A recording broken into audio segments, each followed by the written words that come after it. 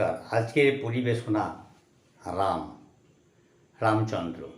জানেন কি রামায়ণ, মহাভারত এবং পুরাণে কজন রামের কথা বলা আছে?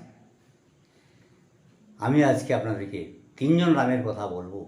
তিনজনেরই নাম রাম, একের বেশি তিনজন,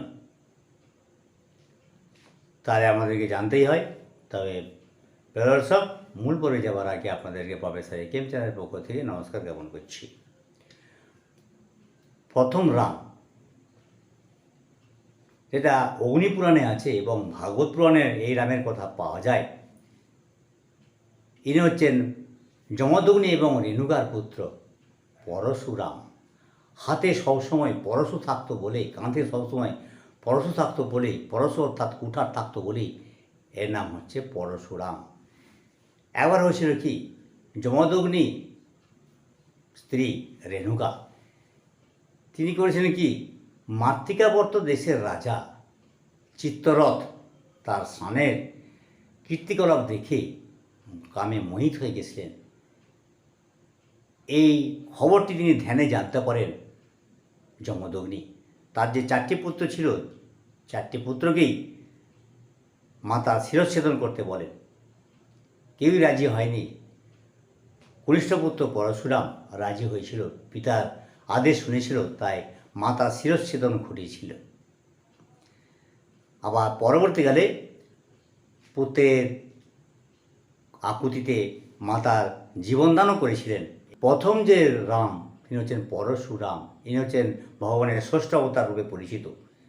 দ্বিতীয় রাম হলেন বলরাম, কৃষ্ণের জ্যেষ্ঠ ভ্রাতা। তার হাতে আবার হরধর লাঙল থাকতো, হাল থাকতো, তার নাম হচ্ছে হরধর এবং বলভদ্র নামেও পরিচিত।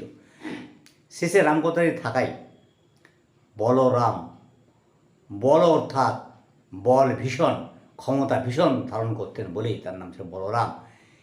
পরশুরামের যেমন হাতে কাঁধে থাকতো কুঠার, তিনি বলরামের হাতে থাকতো লাঙল অর্থাৎ হল, হরধর নামেও পরিচিত, কিন্তু তার নাম ছিল রাম অর্থাৎ বলরাম। কী হয়েছিল, বসুদেব এবং তার এক স্ত্রী রোহিণীর পুত্র হচ্ছে বলভদ্র, তাদের সন্তান হচ্ছে এই বলরাম। বসুদেব স্ত্রী দেবকী যখন সপ্তম গর্ভ হয়, তখন যোগমায়া একে সংকর্ষণ করেন বলে এর নাম সংকর্ষণ বলেও খ্যাত। বলরামের স্ত্রী রেবতী, তার দুটি পুত্রের কথা জানা যায়, নিষদ এবং উল্মক। এরপর তৃতীয় রাম হচ্ছে দশরথ এবং কৌশলার পুত্র। রাম, লক্ষ্মণ, ভরত, শত্রুঘ্ন, এই চারটি নাম খুবই আমাদের কাছে পরিচিত। তাদের প্রথম যে রাম তথা কৌশলা এবং দশরথের যে প্রথম পুত্র, জ্যেষ্ঠ পুত্রের নাম হচ্ছে রামচন্দ্র।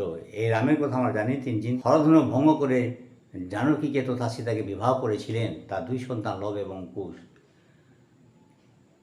তাহলে আমরা তিনটি রামের কথা জানি, এক হচ্ছে পরশুরাম, দুই বলরাম, তিন হচ্ছে দাশরথী রাম, দশরথ পুত্র রাম।